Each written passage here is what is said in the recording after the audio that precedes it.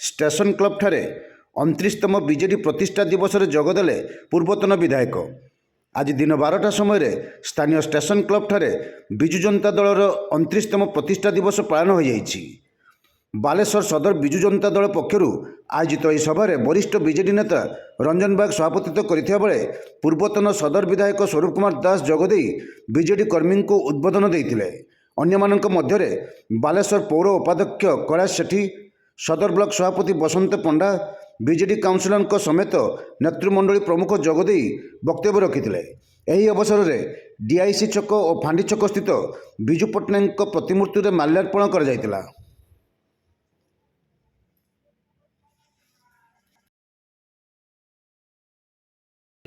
ଚାଉଳ ଦେବା ଯୋଜନା ଆରମ୍ଭ କରିଥିଲେ ଯେ ଅନାହାରରେ କେହି ମୃତ୍ୟୁବରଣ କରନ୍ତୁ ନାହିଁ। ଓଡ଼ିଶାର ବିଜୁ ଜନତା ଦଳର 29ତମ ପ୍ରତିଷ୍ଠା ଦିବସକୁ ପାଳିବା ପାଇଁ ସମସ୍ତଙ୍କୁ ମୁଁ ଆନ୍ତରିକ ଅଭିନନ୍ଦନ।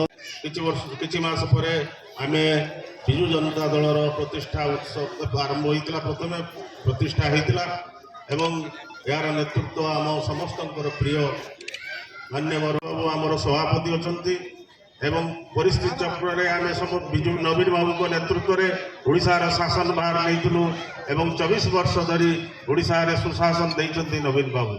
ଆପଣମାନେ ମହାବାତ୍ୟା ସେ ପ୍ରୟୋଗ କରି ମହାବାତ୍ୟାକୁ ମୃତ୍ୟୁବରଣ କରିଥିଲେ ଏବଂ ଚାରିଆଡ଼େ ଭଗ୍ନ ଓଡ଼ିଶା ତାର ନେତୃତ୍ୱ ନେଇଥିଲେ ନବୀନ ବାବୁ ଠିକ୍ ସେତିକି ବେଳେ ଦୁର୍ଦିନ ସମୟରେ ଏବଂ ଦୀର୍ଘ 24 ବର୍ଷ ଶାସନ ପରେ ନବୀନ ବାବୁ ଓଡ଼ିଶାକୁ ଏକ ବିକଶିତ ରାଜ୍ୟରେ ପରିଣତ କରିଛନ୍ତି।